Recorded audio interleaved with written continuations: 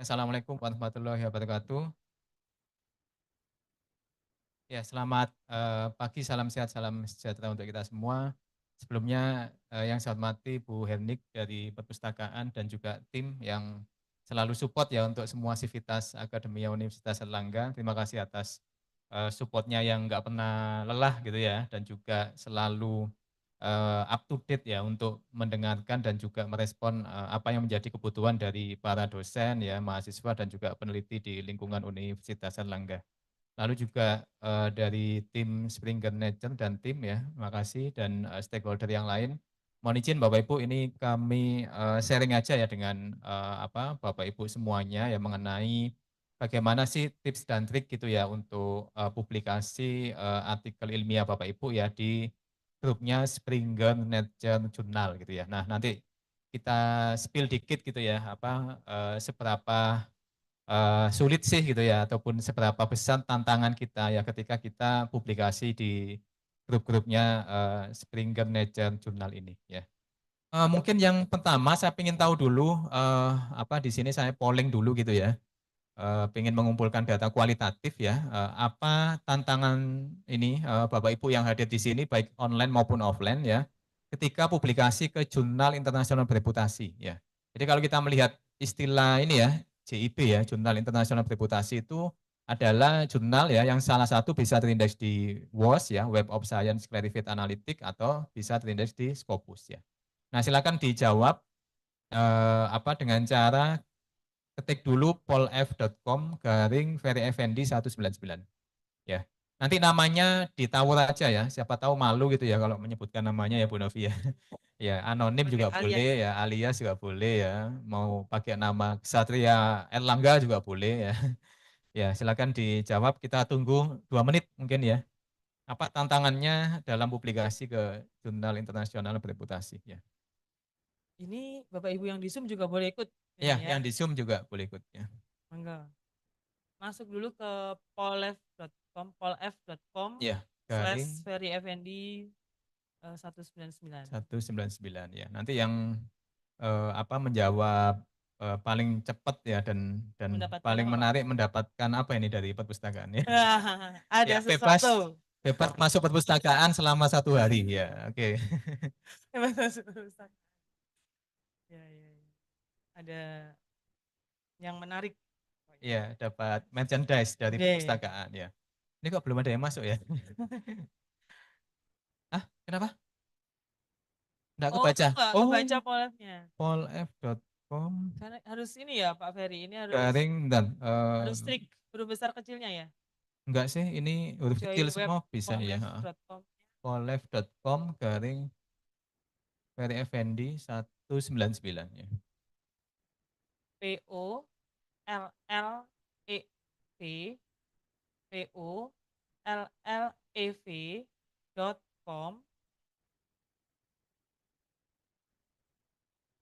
garis miring Ferry Effendi double R ya Iya, Ferry-nya. double N ya. Kemudian Betul. Ferry-nya pakai Y.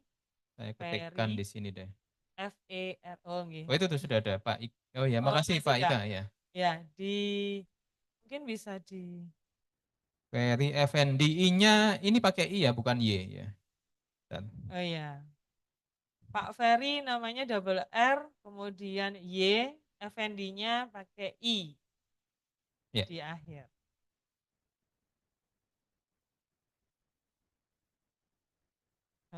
sudah ada 199. yang masuk?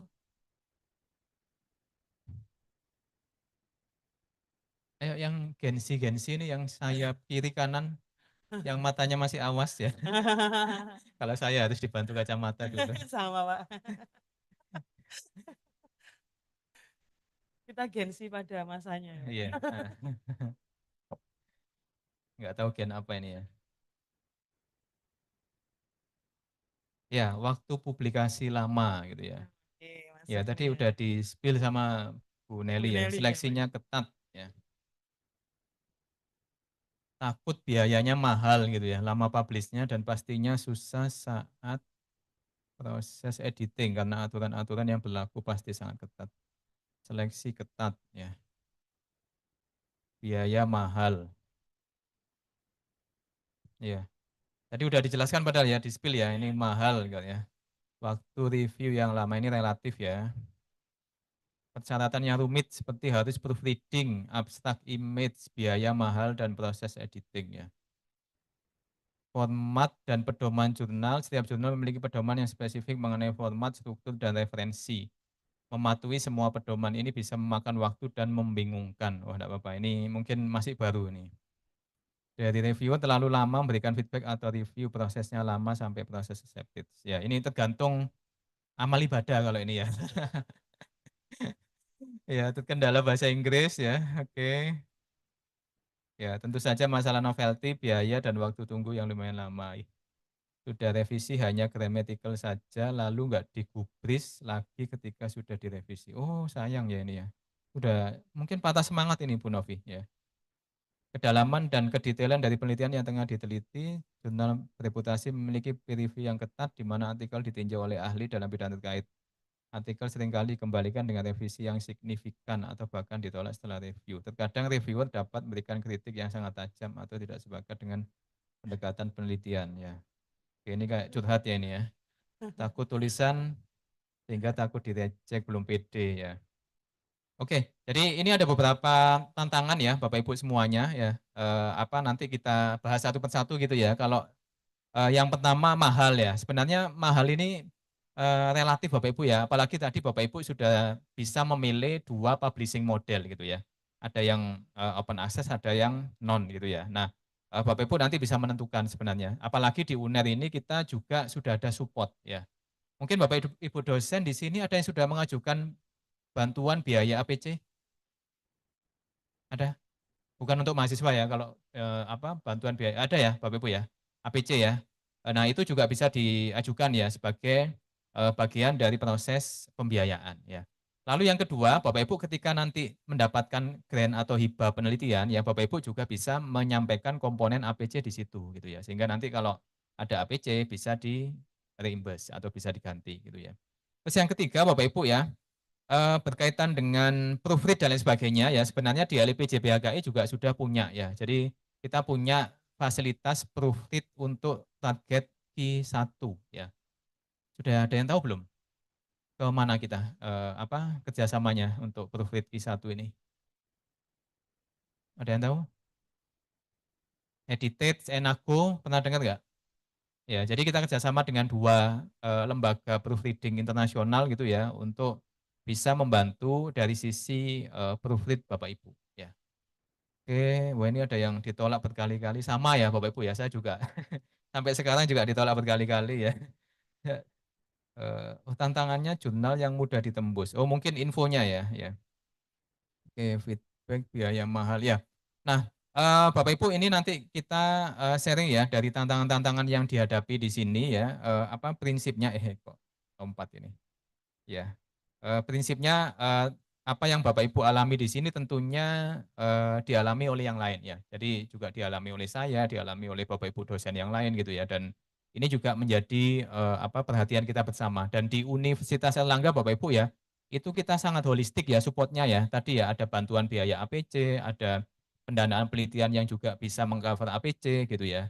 Lalu juga Bapak Ibu bisa mendapatkan fasilitas proofread gratis gitu ya untuk target Q1 ya, dan juga Bapak Ibu bisa mendapatkan fasilitas mentoring ya seperti ini, atau Bapak Ibu ikut yang kegiatan LIP JBHKI ya setiap Senin gitu ya, pukul 9 sampai 12 ya untuk acara UNER menulis ataupun ikut kegiatan bootcamp ya. Nah itu saya yakin Bapak Ibu kalau mengikuti ekosistem ataupun kebijakan yang ada di lingkungan Universitas Erlangga ya Bapak Ibu nggak akan kesulitan ya. Itu memang fokus kami adalah ke Bapak Ibu dosen ya, tetapi harapan kami Bapak Ibu dosen ini bisa menularkan ilmunya gitu ya ke mahasiswa bimbingan gitu ya. Walaupun terkadang kita juga buka kelas untuk mahasiswa Bapak Ibu ya, tetapi tidak sebanyak untuk Bapak Ibu dosen ya. Itu mungkin yang bisa saya sampaikan di awal. Jadi nanti kesulitan apapun Bapak Ibu ya, silakan Bapak Ibu kontak ke kami ya, kasih kami saran, masukan, atau Bapak Ibu curhat boleh gitu ya ke LIPJ BHKI atau langsung ke saya Bapak Ibu ya untuk bisa membantu apa sih tantangan atau kendala Bapak Ibu gitu ya. Apalagi mungkin Bapak Ibu yang sudah punya mahasiswa S3 ya itu bisa langsung melakukan mentoring ataupun bimbingan yang lebih intensif ya. Nah ini mungkin yang di awal Bapak Ibu pesan dari kami ya, memang saat ini kita harus investasi ya leher kepala gitu ya, leher ke atas gitu ya. Jadi investasi seperti apa ya, kita harus upgrade knowledge kita upgrade skill kita. Karena sekali lagi Bapak Ibu, writing skill itu tidak bisa given gitu ya, tidak bisa kita setelah lulus S3, setelah postdoc itu writing skill-nya bagus gitu ya. Karena writing skill ini berbeda dengan research skill ya. Jadi kalau Bapak Ibu punya riset yang bagus ya, punya riset yang sudah luar biasa dan novelty, originality, tetapi kalau Bapak Ibu belum mampu menuangkan dalam bentuk tulisan yang bagus ya bisa jadi juga di reject ya. Jadi riset skill dengan writing skill ini dua proses yang berbeda ya.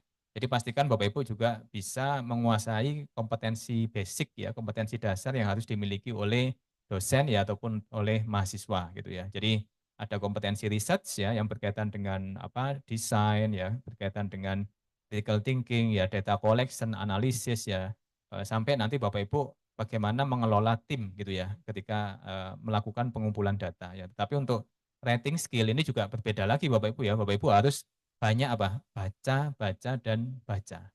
Apa yang dibaca? Yang dibaca adalah ya jurnal yang menjadi target Bapak Ibu. Jadi sebenarnya tips saya sederhana Bapak Ibu ya. Kalau Bapak Ibu ingin eh, targeting high impact factor jurnal ya Bapak Ibu juga harus baca jurnal-jurnal yang berada di high impact factor jurnal gitu.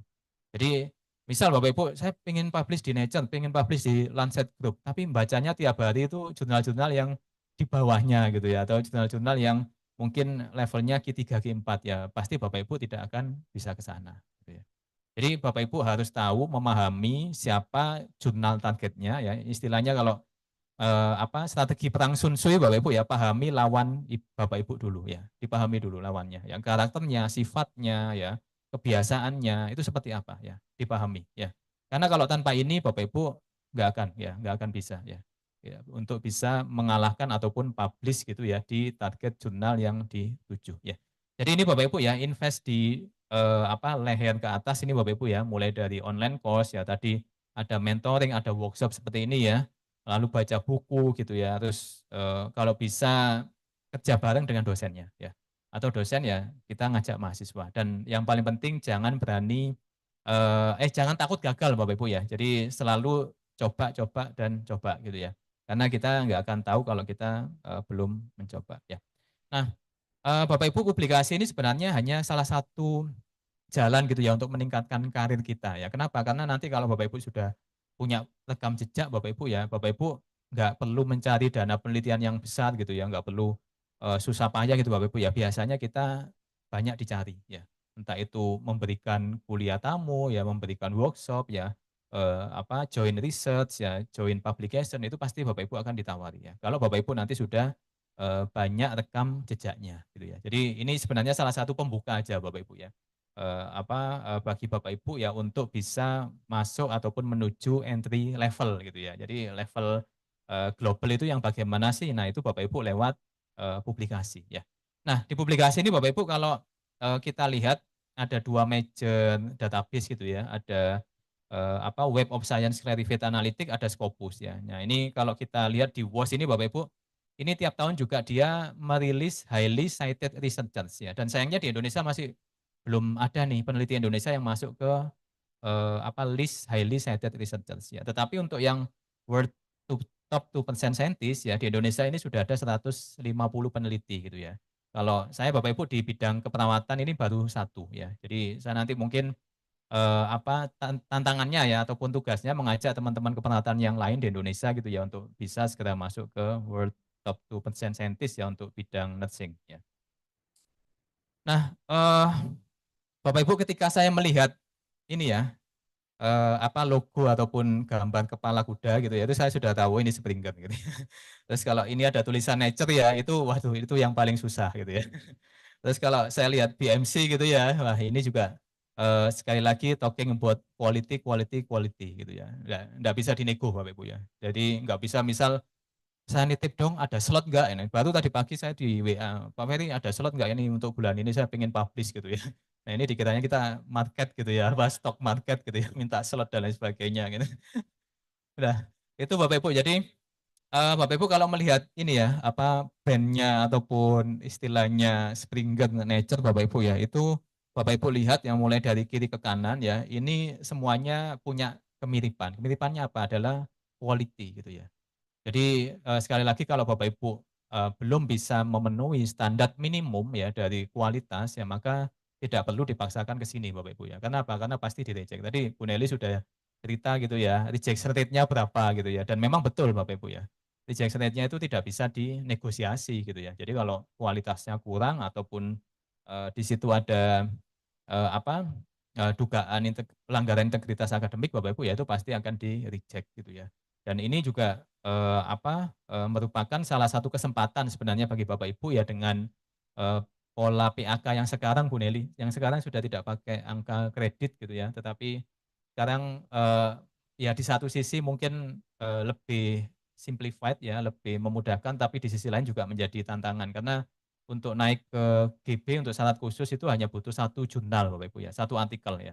Jadi satu artikel yang sesuai dengan kepakaran kita ya dan betul-betul itu memenuhi standar minimumnya untuk SJR-nya di atas 0,1 ya. Tapi Bapak Ibu bisa cek ya nanti di Springer Nature Group ya itu untuk nilai SJR-nya sudah di atas itu Bapak Ibu ya. Mereka udah sangat tinggi gitu ya. Bahkan H indeksnya pun juga sudah di atas 500-an gitu ya. Itu sangat sangat prestisius gitu ya. Makanya tadi kalau dari Bu Nelly di Cina aja kalau publish di Nature Group ya itu bisa langsung dapat promosi profesor gitu ya, tapi kalau di Indonesia ya ini ya, kita jalannya masih panjang kali lebar gitu ya. Jadi Bapak Ibu kalau melihat ini ya logo-logo ini Bapak Ibu ya, itu sekali lagi yang pertama yang bisa saya lakukan Bapak Ibu ya, saya nanti akan cek ya apakah studi saya, artikel saya itu sudah berkualitas ya. Lalu kualitasnya kira-kira levelnya berapa gitu ya. Jadi kalau ke grup ini Bapak Ibu ya biasanya ya paling enggak kalau 1 sampai 10 Bapak Ibu ya levelnya itu paling minimum itu 9 gitu ya. 9, 10, 9, 10 gitu ya. Nah, saya biasanya sudah assess Bapak Ibu. Kalau kualitas saya ataupun istilahnya apa naskah saya ini hanya berada di level 8, level 7 gitu ya.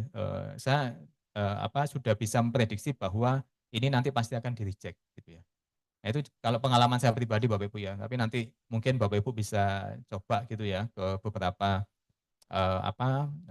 jurnal-jurnal yang memiliki logo ini ya, karena pengalaman tiap orang juga pasti berbeda dan unik ya. Tetapi memang majority Bapak Ibu dari angka statistik ya rejection-nya cukup tinggi ya.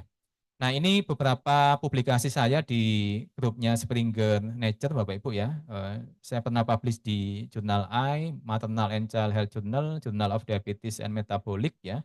Nature Medicine Bapak Ibu ya, ini sekali di 2021 itu pun dengan research group Bapak Ibu ya. Jadi saya tergabung di dalam GBD ya, Global Burden Disease ya. Nah di GBD itu Bapak Ibu nanti ada semacam study group gitu ya, yang memang spesifik mengupas salah satu penyakit gitu ya. Nah kalau misal di sini mengenai kasus anemia gitu ya pada wanita di negara berkembang gitu ya, nanti ada study group untuk malaria, study group untuk HIV gitu ya, study group untuk apa gitu ya. Nah, itu kesempatan Bapak Ibu untuk bisa istilahnya publish di jurnal-jurnal yang sangat prestisius ya, termasuk jurnal Nature Bapak Ibu ya. Nah, nanti Bapak Ibu bisa coba gitu ya. Lalu juga saya pernah publish di Sexuality and Disability ya di BMC juga Bapak Ibu ya. Ini ya ya salah satu di antara tadi ya Springer Nature Groups-nya ya.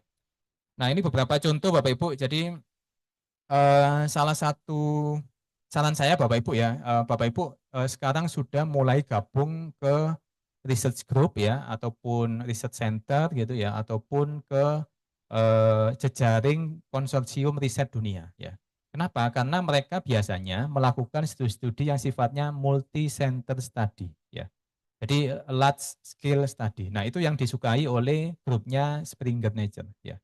Atau Lancet Bapak Ibu ya. Itu juga mereka sangat suka ya dengan multi center study. Kenapa? Karena semakin besar ya, semakin luas ya coveragenya atau jangkauannya ya, maka studi ini akan bisa dikatakan representasi gitu ya atau mewakili dari populasinya. Jadi Bapak Ibu upayakan itu kunci pertama ya. Terus yang kedua Bapak Ibu upayakan Bapak Ibu menggunakan data-data yang sifatnya data sekunder ya. Jadi ini kebetulan saya banyak Bapak Ibu ya menganalisis data sekunder gitu ya, entah itu datanya dari Indonesia gitu ya. Kita punya misal Bapak Ibu ya, survei demografi kesehatan Indonesia gitu ya. Jadi SDKI ini data sekunder yang dia open data ya, gratis Bapak Ibu ya, dan bisa dimanfaatkan ya. Nah, dimanfaatkan untuk apa ya? Untuk riset, untuk publikasi, untuk inform policy ya, semuanya bisa ya. Tergantung Bapak Ibu aja. Jadi kalau misal Bapak Ibu tadi kendalanya enggak punya duit untuk menghasilkan riset yang berkualitas gitu ya. Terus kendala di pembiayaan dan lain sebagainya gitu Bapak Ibu ya. Itu sebenarnya Bapak Ibu bisa menggunakan strategi ini. Jadi gunakan data sekunder ya. Apakah hanya SDKI? Tidak, banyak ya. Ada data SKI, ada data GSHS, ada data GYTS, ada data GATS gitu. Nah, apa itu? Nah, Bapak Ibu cek nanti di channel YouTube saya Bapak Ibu ya, ada saya memberikan sharing-sharing gitu Bapak Ibu ya, bagaimana kita bisa utilize data sekunder ya. Jadi ini tinggal kemauan kita aja Bapak Ibu ya, tinggal duduk manis depan laptop ya, kita belajar, kita analisis gitu ya, dan ya udah selesai gitu Bapak Ibu ya. Gitu. Jadi Bapak Ibu nggak perlu mengumpulkan data primer ya, itu. Oke, berikutnya Bapak Ibu, ya ini ya beberapa data primer kalau ini Bapak Ibu ya, ada yang sifatnya kuanti, ada yang kuali ya. Jadi Bapak Ibu nggak perlu khawatir ya, misal Pak kualitatif ya, apakah nanti bisa tembus di Q1 atau di grupnya Springer Nature ya, tetap bisa ya. Itu. Jadi Bapak Ibu yang kualitatif ya pendekatannya ya, tinggal Bapak Ibu nanti bagaimana mengusung uniqueness ya, jadi keunikan ya dari studi Bapak Ibu ya. Misal novelty nggak dapat nih, originality nggak dapat ya, apalagi ya Pak ya, ya tadi ya keunikan ya, uniqueness yang Bapak Ibu usung ya. Nah ini juga demikian Bapak Ibu ya, sekali lagi ini juga data-data sekunder ya, gratis ya, terbuka gitu ya. Tapi biasanya alasannya kalau saya kerja dengan mahasiswa atau Bapak Ibu dosen ya mereka nggak punya waktu gitu ya. Jadi aduh nggak punya waktu Pak, udah habis waktunya ya. Padahal saya pribadi juga masih sibuk Bapak Ibu ya, masih melayani Bapak Ibu dosen semuanya gitu ya. Nah, apalagi kalau nanti Bapak Ibu lihat chat-chat WA saya gitu ya, mulai pagi sampai malam itu selalu ada yang tanya insentif, tanya APC ya, tanya proofread ya, macam-macam Bapak Ibu ya. Nah itu semuanya tetap bisa saya selesaikan ya. Jadi kalau Bapak Ibu komitmennya adalah waktu ya, ataupun mungkin Bapak Ibu nanti perlu manajemen waktu yang lebih baik lagi ya Bapak Ibu memang harus punya komitmen yang kuat ya. Tuh.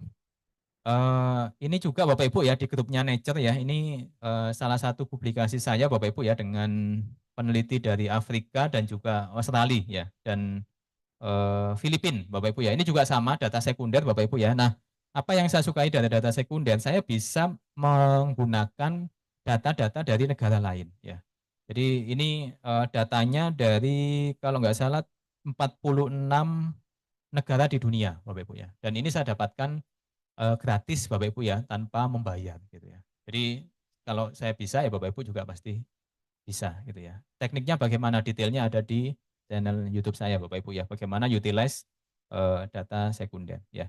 Nah ini yang publish di Nature Medicine Bapak Ibu ya. Ini dengan Global Burden Disease ya. Saya tergabung dalam Local Burden of Disease Anemi Collaborator Bapak Ibu ya. Jadi ini sebagai salah satu lompatan Bapak Ibu ya, ataupun Bapak Ibu perlu untuk mengupgrade jejaring Bapak Ibu ya. Jadi Bapak Ibu perhatikan nanti ketika Bapak Ibu ingin meningkatkan kapasitas ya, Bapak Ibu juga harus mencari teman yang baru gitu ya. Jangan nanti misal Bapak Ibu pengennya fokus ke riset, pengen fokus ke nulis, tapi teman-temannya itu hobinya shopping semua gitu ya. Pasti diajaknya nanti ke mall gitu ya. Ke mall ya ngopi, shopping, belanja gitu ya. Nah, nulisnya kapan? Nulisnya ya nanti aja kalau sempat gitu ya. Tapi kalau Bapak Ibu nanti environment-nya itu sudah environment yang sudah sangat satu visi, satu misi gitu ya. Sudah memang environment-nya sangat positif gitu ya, dan ya semuanya berbau-bau riset, empiris dan lain sebagainya Bapak Ibu ya. Nah, Bapak Ibu akan termotivasi gitu ya. Gitu. Jadi teman ini penting Bapak Ibu ya. Teman ini penting ya, kalau enggak ada teman yang ke arah sana Bapak Ibu gabung ke research group. Kalau enggak punya research group Bapak Ibu ngenger ya. Ngenger itu apa? Semacam kayak kita belajar ya. Saya dulu juga belajar Bapak Ibu ya, dari siapa ya? Dari profesor yang sudah settle, yang sudah punya pengalaman lebih dulu daripada kita ya. Saya dulu banyak belajar ke Prof. Retno Handayani Bapak Ibu ya, dari FK bagaimana mengelola riset ya, bagaimana menulis publikasi gitu ya, dan lain sebagainya Bapak Ibu ya. Dan saya banyak belajar dari beliaunya ya. Jadi silakan Bapak Ibu nanti juga bisa melakukan hal yang sama ya. Nah ini tadi disampaikan Bu Neli ya, memang ini yang saya gunakan Bapak Ibu ya, kalau untuk mencari jurnal-jurnal target ya. Jadi nanti ini diarahkan ke beberapa jurnal Bapak Ibu yang dimiliki oleh Springer Nature Group gitu ya, tentunya berdasarkan kata kunci ataupun algoritma yang sudah disesuaikan atau diberikan untuk menganalisis data yang ada di sini ya. Ya, nanti Bapak Ibu silakan gunakan ini sangat membantu ya bagi saya yang paling enggak tahu ya nanti target jurnalnya mana ya, tapi setelah itu saya akses juga kualitas studi saya Bapak Ibu ya. Ini layak apa enggak? Kalau enggak ya enggak perlu saya paksakan gitu ya, karena memang biasanya reject ya. Nah, sebenarnya apa sih yang dicari oleh editor Bapak Ibu? Kebetulan saya juga editor Bapak Ibu ya di jurnal Trindex Scopus ya, Q3 Jurnal NES. Nah, yang dicari pertama tentunya ini Bapak Ibu ya, novelty originality ya. Tetapi sayangnya Bapak Ibu ya, novelty originality ini bukan hal yang mudah ya. Saya yakin Bapak Ibu dari sekian yang ada di sini ataupun menerima grant riset gitu ya, untuk menghasilkan sesuatu yang novel dan original itu bukan hal yang mudah ya. Saya juga akui Bapak Ibu ya, walaupun saya pernah mendapatkan grant dari Yayasan Sumitomo Jepang, dari Jerman ya, untuk pendayagunaan perawat ke Jerman ya, lalu juga dari beberapa negara lain ya, itu juga cukup sulit ya ketika kita mengusung ya unsur novel and original ini ya. Lalu yang ketiga Bapak Ibu, relevance and quality ya. Jadi ini nggak bisa diturunkan Bapak Ibu ya kelasnya ya. Jadi kalau ya kualitas gitu ya. Nggak bisa nanti misal kualitasnya diturunkan ya seperempat atau sedikit aja gitu ya. Nah itu udah nggak bisa lagi Bapak Ibu ya. Jadi mereka punya standar minimum ya. Lalu signifikan Bapak Ibu ya, ini juga tentunya impact-nya tadi ya bagi masyarakat seperti apa ya. Syukur-syukur nanti Bapak Ibu impact-nya ini tidak hanya tertulis ya, tetapi juga dikonversi gitu ya, dirupakan dalam produk yang nyata gitu ya bagi komunitas. Entah Bapak Ibu nanti punya produk ya, punya alat gitu ya, punya inovasi gitu ya. Nah itu lebih bermanfaat lagi ya. Dan yang terakhir Bapak Ibu ini uniqueness ya. Ini yang seringkali saya angkat Bapak Ibu ya untuk naskah-naskah yang saya lakukan gitu ya. Jadi keunikan apa yang ada di dalam studi ataupun naskah saya ya. Eh, Tips berikutnya Bapak Ibu kolaborasi ya. Jadi saat ini Bapak Ibu Superman is dead gitu ya. Nggak ada lagi Superman ya. Misal riset sendiri gitu ya, nyusun proposal hibah juga sendiri, penelitian sendiri, pengumpulan data sendiri, analisis sendiri, publikasi sendiri, makan sendiri, tidur pun sendiri Mbak Novi ya. Ya, semua sendiri gitu ya. Itu tipe bujangan gitu ya. Itu bujangan zaman zaman bahula Bapak Ibu ya. Nah, sekarang Bapak Ibu itu eranya adalah kolaborasi ya. Karena apa? Nobody's perfect ya. No study is perfect ya.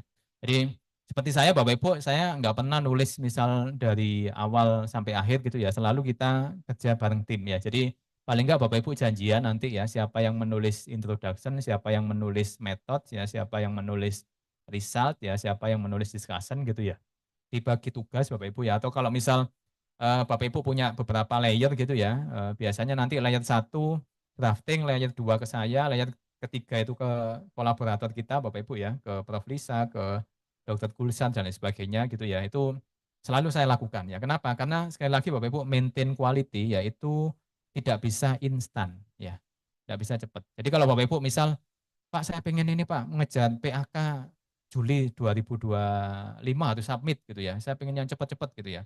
Nah itu enggak ada Bapak Ibu ya di grupnya Springer Nature ya. Jadi pasti Bapak Ibu nanti akan mentok di kualitas ya. Jadi ini tipsnya Bapak Ibu ya, kalau pengen jalan jauh Bapak Ibu ya, jalan dengan teman-teman yang lain ya. Tapi temannya tadi ya harus ya sama satu visi dan satu misi ya. Nah ini siklus publikasi Bapak Ibu ini selalu saya lakukan gitu ya sebelum sebelum submit gitu. Jadi ada pre-submission, submission, dan post-submission. Nah di pre-submission ini apa yang saya lakukan? Saya biasanya cek dulu ya ini predatory atau enggak gitu ya. Lalu saya gunakan software bibliografi ya untuk memastikan bahwa referensinya semuanya sudah terkutip gitu ya, sudah digunakan dengan sesuai dengan aturan dari gaya selingkung jurnal tujuan. Lalu saya juga menggunakan critical appraisal Bapak Ibu ya. Ini saya jelaskan nanti apa itu. dan dilanjutkan dengan cek plagiarism dan English editing ya. Nah, yang pertama cek Bapak Ibu ya, apakah jurnalnya ini kredibel atau enggak gitu ya. Nah, kalau di Springer Nature Bapak Ibu nggak usah dicek lagi gitu ya. Ini jelas semuanya sudah kredibel gitu ya. Jelas semuanya sudah sangat maintain high quality gitu ya, sehingga Bapak Ibu nggak perlu meragukan kembali gitu ya untuk jurnal-jurnal yang mau disubmit ke sana. Tapi in case Bapak Ibu ya perlu Bapak Ibu perlu double check ya tadi ya, bisa langsung Bapak Ibu di link Springer Fine Journal tadi ya, atau Bapak Ibu juga bisa cek list predatory ya di halaman PAK Dikti gitu ya, atau di LIPC PAKI Bapak Ibu ya, itu kita juga punya list predatory jurnal ya.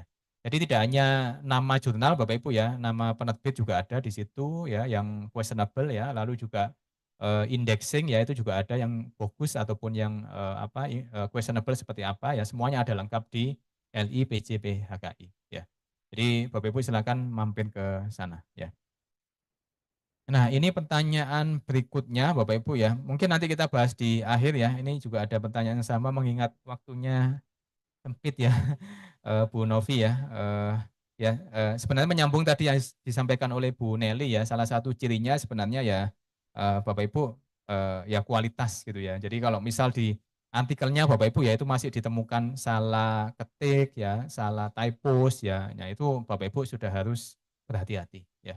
Kenapa Bapak Ibu? Percuma nanti misal dipakai untuk angka kredit Bapak Ibu ya, angka kredit udah nggak ada lagi ya. Dipakai untuk PAK yang sistem sekarang ya, yang syarat khusus Bapak Ibu ya, kalau ketemu typos ya pasti juga dipermasalahkan, pasti akan ditolak ya. Jadi Bapak Ibu harus mulai cermat ya. Nah, melihatnya di mana ini jurnal kredibel atau enggak ya, Bapak Ibu cek aja nanti di KOPE gitu ya, seperti apa kriteria jurnal-jurnal yang berintegritas gitu ya, lalu juga di DOAJ yang memenuhi open access, lalu juga Bapak Ibu cek di OASPA, dan yang paling penting Bapak Ibu think, check, and submit ya. Ya Bapak Ibu pikir sendiri gitu ya. Ini jurnal ini kok editornya si X gitu ya. Saya search si X ini nggak ada rekam jejaknya gitu ya.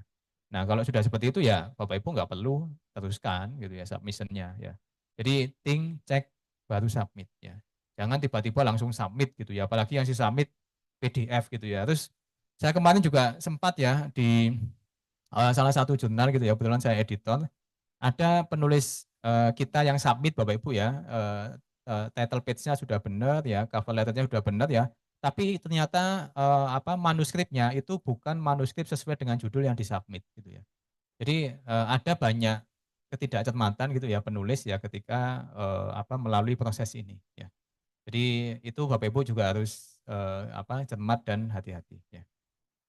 Nah, yang kedua Bapak Ibu gunakan software Biblio Bapak Ibu ya, boleh pakai Mendeley, boleh pakai EndNote ya, bebas mau pakai apapun Bapak Ibu ya. Yang penting Bapak Ibu sudah mengutip gitu ya, sudah merujuk, sudah memberikan kredit atau pengakuan gitu ya, sehingga nanti terhindar dari yang namanya plagiarisme ya. Oke, yang ketiga Bapak Ibu, ini critical appraisal ya. Ini yang saya lakukan ketika saya submit ke jurnal-jurnal Springer Nature Group ya. Kenapa? Karena biasanya mereka minta ya. Jadi apa itu critical appraisal ya? Critical appraisal itu semacam borang penilaian mandiri ya. Jadi borang penilaian mandiri ini Bapak Ibu disesuaikan dengan desain studi Bapak Ibu ya. Kayak misal Bapak Ibu mungkin melakukan desain studi RCT gitu ya, randomized control trial gitu ya. Nah, di borangnya nanti sudah ada Bapak Ibu ya. Itu untuk introduction harus ada apa, di method harus ada apa, di result harus ada section apa, di discussion harus membahas apa. Itu semuanya ada. Jadi tinggal Bapak Ibu ikuti ya. Nah, contohnya seperti ini Bapak Ibu ya. Ini studi kualitatif ya, pakai critical appraisal-nya korek gitu ya, dan saya tinggal ikuti aja ya, domain 1, domain 2 gitu ya. Ini sudah ada di dalam naskah saya atau belum ya. Dan ini yang membuat lama memang Bapak Ibu ya. Jadi nggak bisa instan Bapak Ibu ya, nggak bisa cepat, nggak bisa ya. Jadi kalau Bapak Ibu pengen cepat ya, Bapak Ibu ya submit aja ke jurnal-jurnal yang Sinta gitu ya, atau mungkin yang belum nasional terakreditasi ya. Karena memang instan itu Bapak Ibu itu adalah salah satu penciri predatory journals ya. Itu salah satu penciri. Kecuali memang Bapak Ibu risetnya ini ya sudah kaliber internasional ya, sudah afiliasi sama Nobel Prize ya, itu saya percaya deh ya tutup mata gitu ya kualitasnya ya. Tapi kalau Bapak Ibu baru gitu ya dan pengalamannya juga belum banyak ya, risetnya juga masih lokal ataupun nasional ya, Bapak Ibu memang butuh proses ya, proses pembelajaran. Ya, itu yang harus kita pahami ya. Ya, berikutnya adalah cek plagiarisme. Ini penting Bapak Ibu mau pakai apapun, alhamdulillah di UNED sudah pakai Turnitin ya, nanti bisa digunakan, bisa diutilize. Jadi sebelum disubmit ini SOP Bapak Ibu ya. Jadi nggak bisa di skip, nggak bisa diabaikan gitu. Bapak Ibu wajib cek ya apakah ada kemiripan atau tidak ya dengan sources yang lain. Lalu juga apakah sekarang Turnitin sudah punya AI detection Bapak Ibu ya. Nah ini Bapak Ibu kalau yang pasrah bongkokan ke AI gitu ya, pakai generative text writing ya pasti kedetek. Gitu ya. Jadi amannya Bapak Ibu nulis dulu ya, nulis dulu ya. Jadi ini proses yang nggak bisa kita skip ya, nulis dulu baru nanti di proofread ya ataupun diperbaiki ya tata bahasanya oleh AI itu masih aman Bapak Ibu ya daripada nanti semuanya dituliskan oleh generative text writing ya. Nah, tahapan berikutnya Bapak Ibu yang saya lakukan adalah English editing ya. Ini boleh Bapak Ibu pakai apapun ya. Di UNED tadi sudah saya sampaikan ada supportnya ya ke Q1 ya. Bapak Ibu bisa pakai itu ya. Oke. Nah, ini jangan lakukan Bapak Ibu pengajuan jamak ya. Jadi Bapak Ibu submit satu naskah ke beberapa jurnal. Ya. Nah, ini nggak boleh Bapak Ibu ya. Nah, biasanya ada penulis Bapak Ibu ya yang dia sudah submit satu naskah ke jurnal A, tapi karena lama ya dan juga sudah di email gitu Bapak Ibu ya diingatkan editornya ternyata kok masih belum dibalas, masih belum direspon ya. Bapak Ibu harus melakukan follow up gitu ya. Jadi melakukan follow up sampai dikonfirm gitu ya bahwa ya naskah ini silakan ditarik gitu ya. Atau misal Bapak Ibu sudah menyampaikan bahwa nanti saya akan mengirimkan 3 email yang series gitu ya, yang subsequent email ya, nanti email yang ketiga ini sudah kami tarik dan kami submit ke jurnal yang lain. Itu Bapak Ibu ya. Jadi tetap harus melakukan single submission, nggak bisa multiple ya. Lalu authorship bermasalah ya, ini juga dipastikan bahwa tiap penulis sudah setuju ya. Apalagi misal nanti Bapak Ibu dosen dengan mahasiswanya gitu ya, mahasiswa juga harus sudah tahu gitu ya, sudah confirm ya. Nanti urutannya juga demikian Bapak Ibu ya. Siapa yang urutan pertama, siapa urutan kedua gitu ya. Itu juga harus sudah disetujui dan juga dikomunikasikan gitu. Jadi selama ini Bapak Ibu biasanya authorship ini baru muncul gitu ya ketika sudah publish gitu ya. Ya sudah publish ternyata loh kok pembimbing duanya nggak masuk atau loh mahasiswanya kok malah enggak ada namanya dan lain sebagainya gitu ya. Atau mungkin malah dosen ataupun pembimbing utama Bapak Ibu ya itu belum mendapatkan konsen dari penulis yang lainnya gitu ya. Nah itu juga wajib dipastikan. Setelah itu paper mills ya, Bapak Ibu ini juga banyak sekarang ya tawaran misal mau nggak publish artikel ya urutan satu nanti penulis satu ya nanti Bapak Ibu bayar sekian, penulis dua bayar sekian, penulis tiga bayar sekian. Nah itu harus dihindari ya. Jadi jangan sampai kita terjebak di dalam rangkaian predatory Bapak Ibu ya. Lalu plagiarisme ini sudah jelas tadi, falsifikasi dan fabrikasi ya tadi dari Bu Nelly sudah di-spill ya, kalau ada yang nggak signifikan ya disampaikan aja gitu ya, nggak perlu nanti datanya diubah-ubah gitu ya supaya signifikan ya.